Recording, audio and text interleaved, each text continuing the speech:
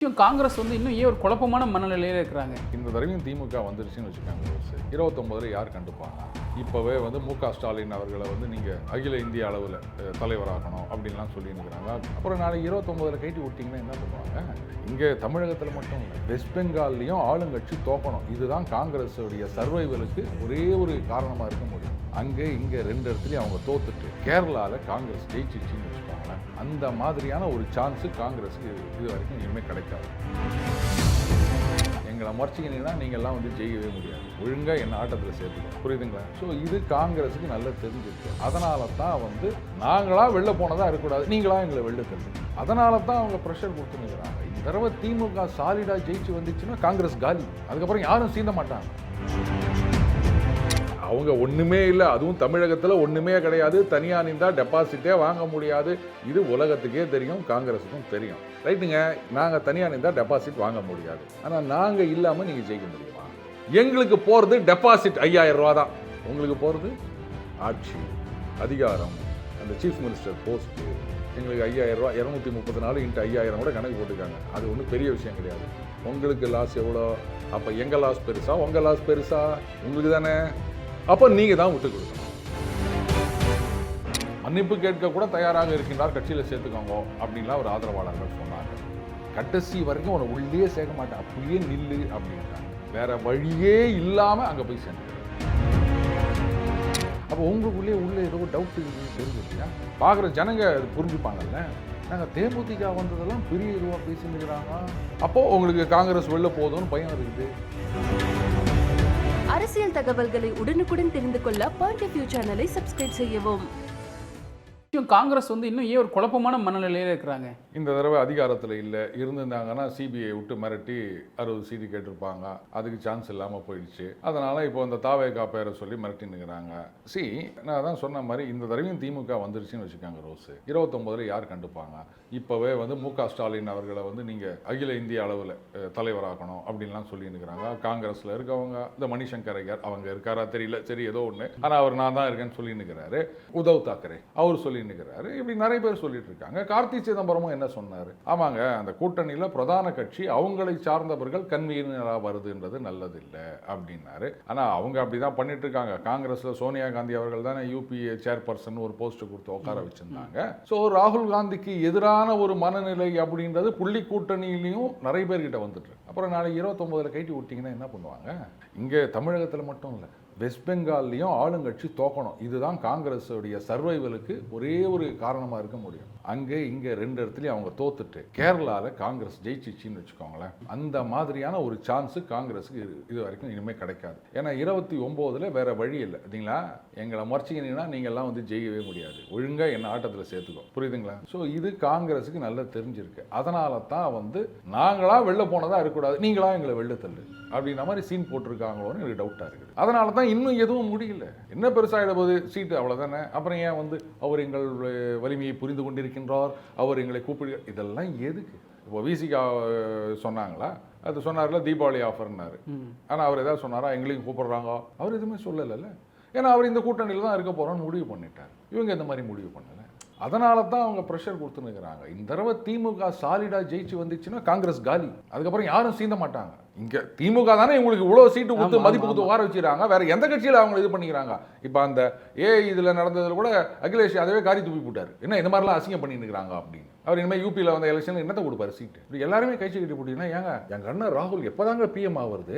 என்னைக்காவது ஒரு நாள் பிஎம் சைட்டில் உட்காந்தே தீருவேன் அப்படின்னு அவ்வளோ காத்து நிற்கிறாரு அவரு. கட்சியில் இப்படி எல்லாமே சேர்ந்து கட்டம் கட்டி விட்டு போட்டிங்கன்னா அவர் என்ன ஆவார்? அந்த அளவுக்கு அதான் அப்படி நீங்கள் கனவு காண்ற அளவுக்கு வலுவா இல்லை அப்படிங்கிறதான திமுக திரும்ப திரும்ப சொல்லலை. ஆனால் சரி, இப்போ இத்தனை நாள் வரைக்கும் தட்டி கழிச்சுட்டு வரதுக்கு அவசியம் கிடையாது. அவங்க ஒன்றுமே இல்லை, அதுவும் தமிழகத்தில் ஒன்றுமே கிடையாது. தனியாக நின்றால் டெபாசிட்டே வாங்க முடியாது. இது உலகத்துக்கே தெரியும், காங்கிரஸுக்கும் தெரியும். அவங்க என்ன தெரியுமா சொல்லுவாங்க?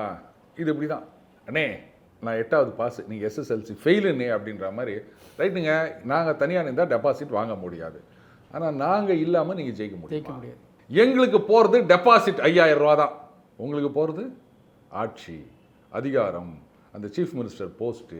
எங்களுக்கு 5000 ரூபா, 234 × 5000 கூட கணக்கு போட்டுருக்காங்க. அது ஒன்றும் பெரிய விஷயம் கிடையாது. உங்களுக்கு லாஸ் எவ்வளோ? அப்போ எங்கள் லாஸ் பெருசா, உங்கள் லாஸ் பெருசா? உங்களுக்கு தானே. அப்போ நீங்கள் தான் விட்டு கொடுக்கணும். ஓகேவா? அதனால் இதில் யாருக்கு கெயின்ன்றது விஷயம் இல்லை, யாருக்கு அதிக லாஸுன்றது தான். இப்போ அதிமுக பாஜக கூட்டணியில் சேர்றாங்க அப்படின்னு சொன்னால் இவங்களால அவங்களுக்கு கெயினா, அவங்களால இவங்களுக்கு கெயினா, இதான் கணக்கு. ஆனால் திமுக காங்கிரஸ் கூட்டணியில் இவங்களால அவங்களுக்கு லாஸ் அதிகமாக, அவங்களால இவங்களுக்கு லாஸ் அதிகமாக. அப்போ அது பாருங்க, 5000 ரூபா ஒரு பெரிய விஷயம் இல்லை. 234 பேர் 5000 ரூபா கட்டுறதுக்கு ரெடியாக இருக்காங்க. அப்போது நாங்கள் கேட்குறத கொடுங்க. எம்எல்ஏ சீட்டு மட்டும் இல்லை, மந்திரி பதவி கொடுங்க, டெப்டி சிஎம் கூட நாங்கள் கேட்போம். அப்படி இல்லைன்னா ரைட்டு, நாங்கள் போயிட்டே இருக்கேங்க. மன்னார்குடியில் கூப்பிட்டாங்க, மாயவரத்தில் கூப்பிட்டாங்க, தாவேகால கூப்பிட்டாங்க, நாங்கள் தனியாக கூட நின்றுட்டு போகிறோம், எங்களுக்கு ஒன்றும் இல்லை. நீங்கள் அதுக்கப்புறம் தன்னந்தனியாக நிற்பீங்க, பரவாயில்லையா? இவ்வளோ தாங்க சூட்சுமம், வேற ஒன்றும் கிடையாதுங்க. இப்போ இவங்களுடைய இந்த அரசியல் விளையாட்டுக்கு எதிராக இருக்கக்கூடிய என்டிஏ கூட்டணி பலமானதாக இருக்கா, பலவீனமானதாக இருக்கா? கூட்டணி பலமாக தான் இருக்குது. ஆனால் இவங்களுடைய அந்த வீக்னஸை முழு அளவில் அவங்க எக்ஸ்ப்ளாய்ட் பண்ணிக்கல. இவங்க இவ்வளோ குழப்பங்கள் இருக்குது, இன்னும் முடிவாகலை, இவங்க வெளில போவாங்களா இல்லையான்னு தெரியல. அப்போது இதை சரியாக எக்ஸ்ப்ளாய்ட் பண்ணிக்கின்னு, சரி ரைட்டு, அவங்க பிரச்சனைகள் கூட நீங்கள் தலையை விட வேணாம், ஆர் அட்லீஸ்ட் உங்களுடைய வேலையை நீங்கள் பார்த்துட்டு போனோம் இல்லையா? ஆனால் அது கூட சரியாக செஞ்ச மாதிரி தெரியல. சரி ரைட்டு, இந்த எஃப்ஐஆர் வரட்டும்னு காத்துட்டு இருக்காங்க போல இருக்குது. சில பேர் பாயிண்ட் வரணும்னு காத்துட்டு இருக்காங்க. தக்க வச்சுக்கிறதுக்கான இடத்த விட்டுட்டாங்க அப்படின்னு நினைக்கிறீங்களா? ஓபிஎஸ்ஸை தக்க வச்சுக்கணும் என்ன பண்ண போகிறீங்க நீங்கள்? 2021 ஓபிஎஸ் அதிமுகவில் தானே இருந்தார். தென் மாவட்டங்களில் என்ன ஆச்சு? ஊற்றிக்கிச்சு இல்லை? அப்புறம் அதே 24 பாஜக அதே இடத்துல நல்லா பெர்ஃபார்ம் பண்ணாங்கல்ல. உடனே ஓபிஎஸ்ன்னு சொல்லாதீங்க, அது ஓபிஎஸ்னால கிடையாது. ஓபிஎஸ்க்கு பலாப்பழம் குத்துந்தாலும் இல்லை கொய்யா பழம் குத்துந்தாலும் அது வேறு. அது அண்ணாமலை அவர்களால் அந்த மாதிரி ஒரு பெர்ஃபார்மன்ஸ் வந்தது. ஓபிஎஸ் போயிட்டாரு, 3 முறை முதலமைச்சர். அதனால் பாருங்க அதிமுக பலகீனமாகி விட்டது அப்படின்னா, இப்போ இன்னைக்கு எடப்பாடியார் அவர்கள் திமுக போகிறாரு அப்படின்னு சொன்னால் அது ஒரு பெரிய வெற்றின்னு சொல்லலாம். இல்லை எஸ்பி வேலுமணி இந்த மாதிரி யாராவது, அதாவது முக்கியமான பொறுப்பில் இருக்கவங்க இது வேலைக்கு ஆகாது அப்படின்னு போனால் அதை ஒரு பெரிய சக்ஸஸ் திமுகவுக்குன்னு சொல்லலாம். மன்னிப்பு கேட்க கூட தயாராக இருக்கின்றார், கட்சியில் சேர்த்துக்கோங்க அப்படின்லாம் ஒரு ஆதரவாளர்கள் சொன்னாங்க. கடைசி வரைக்கும் அவனை உள்ளே சேர்க்க மாட்டேன், அப்படியே நில்லு அப்படின்ட்டாங்க. வேற வழியே இல்லாமல் அங்கே போய் சேர்ந்துக்கிறார். இப்போ செங்கோட்டையன் எடுத்துக்காங்க, கெடு விதிச்சாரா? ஏதாவது பேசினாங்களா? கண்டுக்கவே இல்லை. நீ என்ன கெடு விதிக்கிறது? அப்புறம் அவரே அந்த கெடுவை தள்ளி வச்சுன்னு போனார். அப்புறம் கடைசி வரைக்கும் சேர்க்கவே மாட்டாங்கன்னு தெரிஞ்ச உடனே அதுக்கப்புறம் தாவேகால போய் சேர்ந்தார். அவங்க உடனே பார்த்தீங்களா அதிமுகவில் இருந்து எல்லாம் வருகின்றனர். ஏங்க எல்லாருக்கும் தெரியும், அதாவது தலைமைக்கு எதிராக நீங்கள் உள்ளுக்குள்ளே பிரச்சனை பண்ணுங்கள். நீங்கள் வெளியில் பகிரங்கமாக உட்காந்திங்கன்னு கெடு விதிச்சேன்னு சொன்ன பிறகு யாராவது கட்சியில் சேர்த்துப்பாங்களா அவங்கள? ஸோ அப்போவே தெரிஞ்சு போச்சு, ஜென்மத்துக்கு அவர் திரும்பி அதிமுக பக்கம் போக முடியாது அப்படின்னு. அதனால் வேறு வழி இல்லாமல் அங்கே போய் சேர்ந்தார். இப்போ அவங்களோட கூட்டணிக்கு போன இன்னும் தெரியாது, எம்ஜிஆர் ஏடிஎம்கேன்னு புதுசாக ஒரு கட்சி ஆரம்பித்து பண்ருட்டி ராமச்சந்திரன் அவர்கள் அவர் கட்சியை கொண்டு போயிட்டு அங்கே கூட்டணி அப்படின்னு சொல்லிக்கிறாரு. இப்படி எதுவுமே இல்லாமல் கட்டப்பட்டவர்கள், கழித்து கட்டப்பட்டவர்கள், நீ உள்ளே வரக்கூடாது, அப்படியே வெளில போய்க்க, நீ வரவே வேணாம் அப்படின்னு சொன்னவங்கெல்லாம் இன்னொரு கட்சியில் போய் சேர்றாங்கன்னா அது ஒரு பெரிய சாதனைங்க. ஏன் பேசாமல் நாளைக்கு சசிகலா அவர்களை கூட ஏதாவது ஒரு கட்சியில் சேர்த்துக்கணும், இல்லை கூட்டணியில் சேர்த்துக்கணும், பார்த்தீங்களா எவ்வளோ பெரிய சாதனை அப்படின்னு சொல்லுவீங்க போல. இது அவங்க சேர மாட்டாங்கன்னு நினைக்கிறேன் வேறு எதாவது கட்சியில். எங்கே வேணா போய் சேர்ட்டேங்க, அதனால என்ன ஆக போகுதுன்னு நான் கேட்குறேன். இப்போது டிடிவி தினகரன் சேர்த்துக்கினாங்க. எதுக்கு சேர்த்துக்கினாங்கன்னு சொன்னால் அவரால் ஒரு பெரிய வேல்யூ அடிஷன் இருக்குது. பத்திரிகையாளர்கள் சந்திக்கிறதுலையோ இல்லை மீட்டிங்கில் பேசுறதுலையோ சரியான ஆள் அவர். அவர்கிட்ட போய் யாராவது இடக்க முடக்கா கேள்வி கேட்டு ஒரு வாயை பிடுங்களேன் பார்க்கலாம், உங்களை தண்ணி குடிக்க வச்சுருவாரு. எத்தனை பேர் ஒன்றா போங்க, சிங்கிளாக போங்க இல்லை 100 பேராக போங்க, எத்தனை பேர் எத்தனை கேள்வி கேட்டாலும் உங்களை மடக்கி அடிப்பாரே தவிர அவரை நீங்கள் மடக்க முடியாது. அதே மாதிரி மீட்டிங்கில் பேசினா அப்படியே அந்த ஸ்பெல் பவுன்னு சொல்லுவாங்களா, அந்த மாதிரி அப்படியே கேட்டுன்னு உக்காந்துட்டு இருப்பாங்க. அந்த மாதிரி ஒரு டேலண்ட் இவருக்கு இருக்குது. ஸோ அதனால் அவரை சேர்த்துக்கலாம் ஒரு ரீசன் இருக்குது. இவங்களெல்லாம் சேர்த்துக்கின்னு என்ன பண்ண போகிறீங்க நீங்கள்? அதனால தான் என்டிஏல கரெக்டாக கால்குலேட் பண்ணி சரி ரைட்டு இவரை சேர்த்துக்கிறது நல்லதுன்னு டிடிவியை சேர்த்துக்கினாங்க.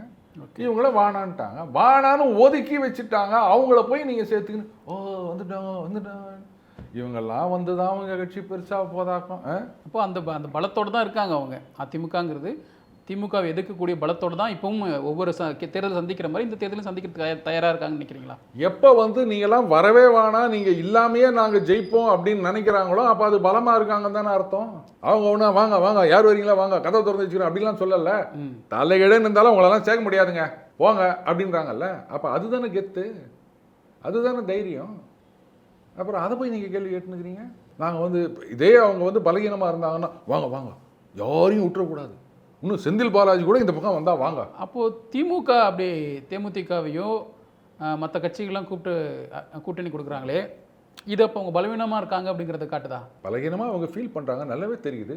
தேமுதிகவுக்கு என்ன ஓட்டு இருக்குதுன்னு சொல்லிட்டு அதை போய் இவ்வளோ பெரிய இதுவா இப்போ செங்கோட்டைன்னு விஜய் அவர்களே வந்து சேர்த்துக்கினாரு. அந்த மாதிரி தான் முதலமைச்சரே வந்து இவங்க அந்த கூட்டணி அப்படின்றது வந்து ப்ரெஸ் எல்லாம் பார்க்குறாங்க.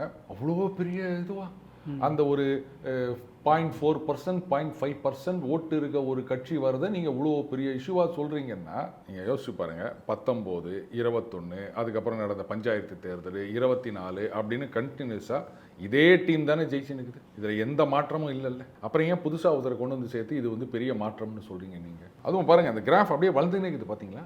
21 24 சாலிடாக 19 39 ஜெயிக்கிறாங்க, 1 தேனியில் போயிடுச்சு. இப்போ 39 1 40 ஜெயிக்கிறாங்க 24. இதே டீம் தானே. அப்புறம் அதே டீமை வச்சு இப்போ அதை விட அதிகமாக நாங்கள் 200 ஜெயிப்போம், 210 ஜெயிப்போம் அப்படியே சொல்ல வேண்டியது தானே. டீம் தான் செட் ஆயிடுச்சு இல்லை? அப்போ உங்களுக்குள்ளே ஏதோ டவுட் இருக்குதுன்னு தெரியுது இல்லையா? பார்க்குற ஜனங்க அது புரிஞ்சுப்பாங்கல்ல. நாங்கள் தேமுதிக வந்ததெல்லாம் பெரிய இதுவாக பேசினுக்கிறாங்க, அப்போது உங்களுக்கு காங்கிரஸ் வெளில போதும்னு பயம் இருக்குது, என்ன பண்ணுறது அப்படின்னு. அதனால் தேமுதிகவுக்கெல்லாம் இவ்வளோ அமமுகவில் அள்ளி ஊற்றாங்க 60 சீட்டு. 21 யார் சேர்த்தாங்க தேமுதிகவை? ஏன் அப்போயும் சேர்த்துருக்க வேண்டியது தானே? அதிமுகவில் இல்லைல்ல, அப்போ சேர்த்துருந்துருக்கலாம்ல திமுகவில், ஏன் அப்போ சேர்க்கலை? அப்போ தேமுதிக எல்லாமே ஜெயிச்சுட்டு 24 பெருசாக ஜெயிச்சுட்டு இப்போ தேமுதிகவை நீங்கள் வந்து நம்பிட்டு இருக்கீங்கன்னா அப்போது உங்களுக்குள்ள அந்த கான்ஃபிடன்ஸ் லெவல் குறைஞ்சி போச்சு, பேட்டரியில் சார்ஜ் இறங்கி போச்சு. தெரியுதா? இந்த 2 பெரும் கட்சிகளை சந்திக்கிற அளவுக்கு இருக்கக்கூடிய நாம் தமிழரும் தாவேக்காவும் எந்த மாதிரியான தயாரிப்போடு இருக்காங்க? நாம் தமிழர் சில தேர்தலை சந்திச்சிருக்காங்க, அவங்க ஓரளவு தயாரிப்போடு இருப்பாங்க. புதுசாக வர தாவேக்கா எந்த மாதிரியான தயாரிப்போடு இருக்காங்கன்னு நினைக்கிறீங்க நீங்கள்? ஏங்க அவங்க சினிமா தயாரிப்பில் தாங்க கான்சன்ட்ரேட் பண்ணிட்டு இருக்காங்க. அதை ரிலீஸ் பண்ணுறது தாவேக்கா. ஆமாம், அது ரிலீஸ் பண்ணுறதுல கூட அவங்களுக்கு அக்கறை இல்லை. சினிமா மாதிரி தான் நடத்தி நிற்கிறாங்க. சும்மா ஏதோ அப்படி ஒரு பொழுதுபோக்காக நடந்து நிற்குது, அதை போய் நீங்கள் தயாரிப்பு கேட்பெல்லாம் கேட்டு நிற்கிறீங்க. அப்போ அரசியல் தயாரிப்பிலே இல்லைங்கிறீங்களா அவங்க? முதல்ல அவங்க அரசியலே இல்லையா? அவரை முதல்ல அரசியல்வாதியாக மாற சொல்லுங்க தாவேக்கா விஜய். அப்புறமா நீங்கள் வந்து அரசியல் தயாரிப்பு, அரசியல் படுத்துதல் இந்த மாதிரிலாம் போட்டு படுத்தி எடுக்கலாம். அவர் எங்கே ஒரு அரசியல்வாதியாக நடந்துக்கினாரு? இன்னும் சினிமாக்கார மாதிரி தானே இருக்காரு அவர். அப்புறம் அவர்கிட்ட போய் நீங்கள் அரசியல் எதிர்பார்க்குறீங்க. சரி, அரசியலில் என்ன தயாரிப்பு வேணும்னு நினைக்கிறீங்க? 234 தொகுதி, அதுக்கு ஒரு ஆளை போடணும், அதுக்கு ஒரு கமிட்டி போடணும், அப்ளிகேஷன் வாங்கிட்டு என்னென்ன அப்படின்னு சொல்ல போகிறாங்க. 234 தொகுதியிலையும் விஜய் தான். இதானே அவங்களுடைய அரசியல். வேற என்ன இருக்குது? இப்போ நிர்வாகிகள் இருந்தால் மட்டும் ஒரு கட்சி ஜெயிச்சிட முடியுமா? இல்லை, நம்ம தயாரிப்பு இல்லைன்னு சொல்கிறோம். ஆனால் இப்போது சிஎம் அவர்களே அவரோட மீட்டிங்கில் இவரை மாதிரி செய்கிறாரு, துண்டு போடுறாரு. இவர் என்ன பண்ணுறாரோ அந்த ரேம்ப் வாக் பண்ணுறதா இருக்கட்டும் எல்லாத்தையுமே சிஎம் அவர்களே பண்ணுறாடும் பொழுது எப்படி நம்ம சாதாரணமாக நினச்சிட முடியும் அவங்க தயாரிப்பு இல்லை அப்படிங்கிற மாதிரி? என்ன துண்டு போடுறது, ரேம்ப் வாக் போடுறது, இது மாதிரி இதுக்கு முன்னாடி யாருமே பண்ணது இல்லையா? இந்தியா பண்ணியிருக்காங்க. இப்போ இந்த நேரத்தில் சொல்கிறேன், இந்த நேரத்தில் இதுக்கு முன்னாடி யாரையும் பண்ணது இல்லை. இவர் தான் வந்து பேட்டர்ன் வாங்கி வச்சுக்கிறாரு. எதை கேட்டாலும் என்ன பார்த்து காப்பி அடிக்கிறாங்க? எங்க முதல்ல நீங்கள் அரசியல்வாதியாக இருந்தாலும் உங்களை பார்த்து அவங்க காப்பி அடிக்க முடியும். இதுதான் வந்து ஏதோ சின்ன பிள்ளைத்தனமாக இருக்குன்ற என்ன மாதிரி பேண்ட் போடுறாரு.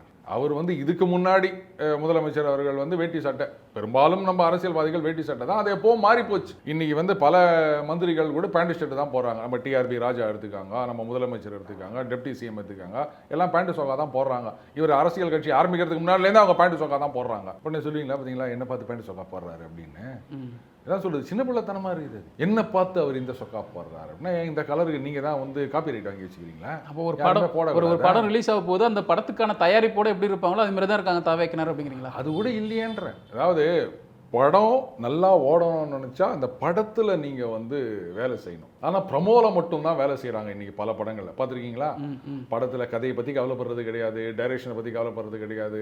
பஞ்சு டைலாக் 4 வைக்கணும், அந்த ஃபைட்டு வைக்கணும், அப்படி ஃபாரினில் போய் ஒரு சீன் வைக்கணும், அப்படி பாட்டு வைக்கணும், அதுக்கப்புறம் ப்ரமோ வைக்கணும். இப்படியே வச்சா படம் ஓட்டிடும் அப்படின்னு நினைக்கிறாங்க. படம் ஊற்றிக்குது. அந்த மாதிரி அரசியல்னா அது எதுக்கு நம்ம வரணுன்றதுல முதல்ல ஒரு புரிதல் இருக்கணும். அதை விட்டுட்டு அதெல்லாம் கிடையாதுங்க, நாங்கள் தாங்க அடுத்த சிஎம், என்னை பார்த்து எல்லாம் காப்பி அடிக்கிறாங்க, ஜனங்கள்லாம் காத்து நிற்கிறாங்க, எலெக்ஷன் முடிஞ்சு அடுத்த நாள் நான் தான் சிஎம் அப்படின்னு கனவு உலகத்திலேயே இருந்தீங்கன்னா படம் 100 நாள் 200 நாள்னு கதை சொல்லிட்டு இருக்க மாதிரி தான் இருக்குது. எந்த படம் 10 நாளுக்கே ஓட மாட்டுது. அவங்க எதிர்பார்க்குற படம் ரிலீஸ் ஆகி வெற்றி அடையுமா தோல்வி அடையுமா உங்களோட பார்வையில்? முதல்ல ரிலீஸ் ஆகட்டுங்க. இனி எந்த படம் அதாவது 10 நாள் ஒன்றா வெற்றின்னு சக்ஸஸ் மீட் கொண்டாடுறாங்க. இல்லை, அவங்க எதிர்பார்க்குற அந்த தேர்தல் படம் நான் சொல்கிறேன், படமே இன்னைக்கு அப்படி தான் இருக்குது. அதனால் ஒரு 4% 6% ஓட்டு வாங்கினா அதையே பெரிய சக்ஸஸ்ன்னு சொல்லுவாங்க. ஆனால் ஒன்று, நீங்கள் காமெடினா உள்ள நுழையிறீங்க, இல்லை வந்து ஒரு கேரக்டர் ஆர்டிஸ்டாக நுழையிறீங்க, இல்லைன்னா ஒரு சில நடிகர்கள்லாம் பார்த்தீங்கன்னா அப்படியே கூட்டத்தில் வந்துட்டு போய் தலை காமிச்சிட்டு போயிட்டு பல படங்களை நடித்த பிறகு அதுக்கப்புறம் கொஞ்சம் கொஞ்சமாக டெவலப் ஆகி வருவாங்க. அந்த மாதிரினா உங்களுக்கு வந்து மொதல் படம் ஓடல, ரெண்டாவது படம் ஓடலன்னாலும் பிரச்சனை இல்லை.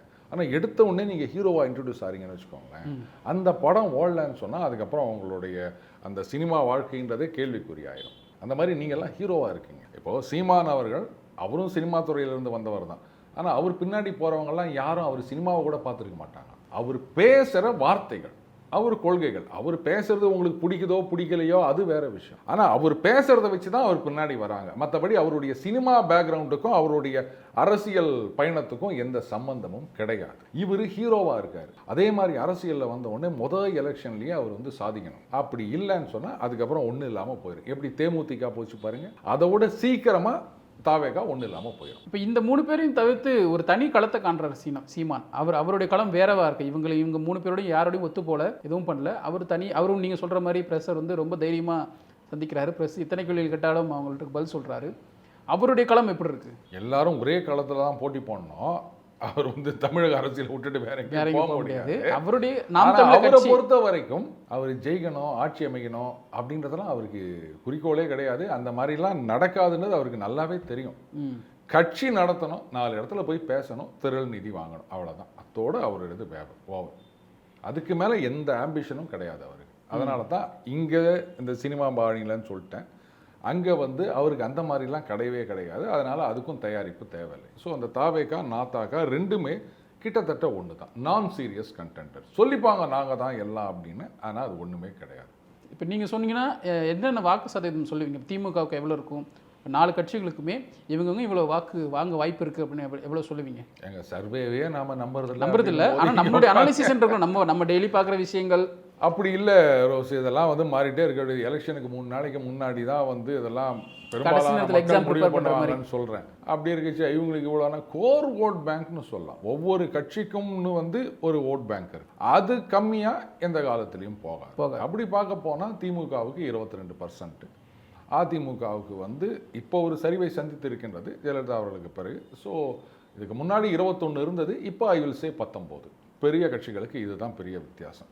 அவங்களுக்குள்ள மிஞ்சி போனால் 2-3% அவங்களுடைய கோர் ஓட் பேங்க் அப்படின்றது மாதிரி. எந்த தேர்தலையும் வெற்றி தோல்வி அப்படின்றத நிர்ணயிக்கின்றது கட்சி தொண்டர்கள், ஆதரவாளர்கள் கிடையாது. Neutral voters. பதிவாகிற வாக்குகளில் 1/3 நியூட்ரல் ஓட்டர்ஸ். அவங்க தான் வந்து நீங்கள் ஜெயிக்கிறீங்களா தோக்குறீங்களா அப்படின்றத முடிவு பண்ணுறது. இன்னொரு பெரிய ஃபேக்டர் இருக்குது. தமிழக தேர்தல் நீங்கள் அப்படியே கடந்த தேர்தல்லாம் எடுத்து பாருங்கள். அந்த ரிசர்வ்டு கான்ஸ்டியூன்சின்னு சொல்கிறாங்க இல்லையா, அதில் எந்த கூட்டணி யார் எந்த கட்சி அதிக இடங்களில் ஜெயிக்கின்றதோ அவங்க தான் ஆட்சியை பிடிக்கின்றார்கள். எடுத்து பாருங்கள். நீங்கள் கடந்த தேர்தல் வரலாறுலாம் எடுத்து பாருங்கள், நல்லா புரியும். ஆனால் அப்போ இந்த தனித்தொகுதி வாக்காளர்கள் தான் ஆட்சியை முடிவு பண்ணுறாங்கன்னு நினைக்கிறீங்களா? அப்படி இல்லை. அதாவது சொல்லுவாங்க, இந்த தொகுதியில் ஜெயிக்கிறவங்க ஆட்சி அமைக்க மாட்டாங்க, இந்த தொகுதியில் ஜெயிக்கிற கட்சி தான் ஆட்சி அமைக்கும். இப்படி சில பேரோமீட்டர் மாதிரி சில பேர் வச்சுருப்பாங்க, பார்த்துருக்கீங்களா? அது வழக்கமாக வந்துட்டு இருக்கு அப்படின்னு சொல்லுவாங்க. இந்த தொகுதியில் ஜெயிச்சிட்டிங்கன்னா அப்போ நீங்கள் வந்து டோட்டலாக தோற்று போயிடுவீங்க, அது ஒரு ராசி அப்படின்லாம் சொல்லுவாங்க. இல்லை வந்து அது ஒரு அறிகுறி அப்படின்னு சொல்லுவாங்க. அது மாதிரி நிறைய விஷயங்கள் இருக்கு இல்லையா? ஸோ டெல்டாவும் அப்படி சொன்னாங்க. டெல்டா பகுதியில் யார் அதிகமாக பெரும்பான்மை ஜெயிக்கிறாங்களோ அவங்க வந்து ஆட்சி அமைப்பாங்க அப்படிங்கிற மாதிரி சொன்னதா எங்கள் அப்பா காலகட்டத்தில் எம்ஜிஆர். நீங்கள் இந்த தேர்தல் முடிவு எடுத்து பாருங்க, கடந்த ஒரு 4 தேர்தல் முடிவு எடுத்து பாருங்க, அப்போ தெரியும் உங்களுக்கு. ஓகே. அதாவது எப்படின்னா ஒட்டுமொத்த மக்களின் மனநிலை எப்படி இருக்கின்றது அப்படின்றது தான் இதுவும் பிரதிபலிக்கின்றது. அப்படித்தான் நான் பார்க்குறேன். அவங்க தனியாக டிசைட் பண்ணுறாங்கன்னு நான் சொல்லலை. அங்கே எல்லா சமூக மக்களும் இருப்பாங்க, எல்லாருமே கலந்து இருப்பாங்க. அதை தான் நான் சொல்கிறேன். ஒட்டுமொத்த மாநிலத்தின் மனநிலையை இவங்களும் அப்படியே பிரதிபலிக்கின்றாங்க. தனித்தொகுதிகள் அப்படின்றதுனால இதுக்கும் அதுக்கும் வித்தியாசம் கிடையாது. இவங்க தனியாக ஒரு மாதிரி ஓட்டு போடுறாங்க, அவங்க தனியாக ஓட்டு போடுறாங்க அப்படின்றது கிடையாது. பேர் தான் தனித்தொகுதி, ஆனால் மக்களுடைய மனநிலை ஒட்டுமொத்த மாநிலத்தை பிரதிபலிக்கின்றது அப்படின்றதுக்கு தான் நான் இதை சொல்ல. இது நல்ல இன்ஃபர்மேஷன் சார் நீங்கள் சொன்னது. நான் திரும்ப செக் பண்ணி பார்க்குறது. சரி, இவ்வளோ நேரம் எங்களுடைய கேள்விகளுக்கு மிக தெளிவாக அரசியல் விளக்கம் கொடுத்ததுக்கு மிக்க நன்றி சார். நன்றி ரோஸ். மேலும் இது போன்ற அரசியல் செய்திகளை தெரிந்து கொள்ள பாயிண்ட் ஆஃப் வியூ சேனலை சப்ஸ்கிரைப் செய்யவும்.